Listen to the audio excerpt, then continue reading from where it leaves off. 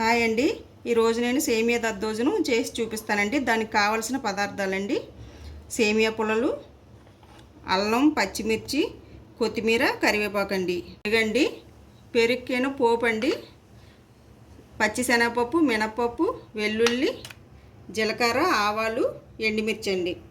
ఇది ఎలా చేయాలో చూపిస్తానండి. ముందు వాటర్ పెట్టుకొని మనం సేమియా పుల్లల్ని ఉడికించుకోవాలండి. స్టవ్ వెలిగించానండి. వాటర్ హీట్ ఎక్కాలండి. హీట్ ఎక్కాక మనం సేమియా పుల్లలు వేసుకోవాలండి.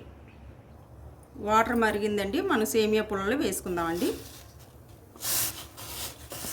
2 నిమిషాలు ఇలా మరిగించాలండి ఈ ఉడికే వరకు. సేమియా పుల్లలు ఉడికిపోయండి, మనం ఇది వార్చేద్దామండి.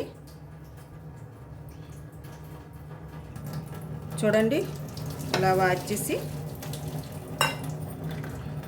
వార్చాం కదండి. ఇప్పుడు మనం కూల్ వాటర్ వేయాలండి, అంటే నార్మల్ వాటర్ వేయాలి. అంతేనండి. ఇదిగండి ప్లేట్లో వేసుకోవాలి. పెరుగు గిన్నెలో వేసుకొని ఒకసారి తిప్పుకోవాలండి, చిక్కగా తిప్పుకోవాలి.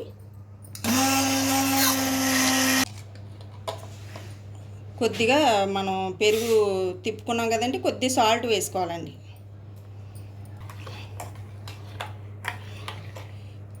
ఈ పెరుగులో మనం సేమియా ఉడికించుకున్నాం కదండి, అది వేసుకోవాలండి. ఒకసారి కలుపుకోవాలండి. ఆ సేమియాకి మనం పెరుగులో సేమియా వేసాం కదండి, దానికి పోపు పెట్టుకోవాలండి. స్టవ్ వెలిగించుకుంటున్నానండి. స్టవ్ వెలిగించాక కొద్దిగా ఆయిల్ వేసుకోవాలండి. కొద్దిగా ఆయిల్ వేడెక్కిందండి, పోపు వేసుకుందామండి. ఇవి కాస్త వేగేయండి. అల్లం, పచ్చిమిర్చి, కొత్తిమీర, పోపు వేగిందండి. మనం పెరుగులో వేసుకోవాలండి. సేమియా పెరుగు వేసాం కదండి, దద్దోజనంలో వేసుకోవాలి. సేమియా దద్దోజనం. స్టవ్ కట్టేస్తున్నానండి. మనం సేమియాలో వేసుకుందామండి.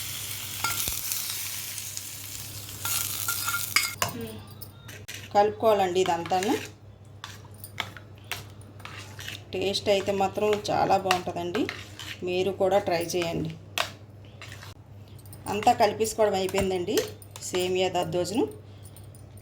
లాస్ట్లో మనం టేస్ట్ కోసం మరిగించిన పాలండి, చల్లార్చాలి, వేసుకోవాలండి. చాలా బాగుంటుందండి.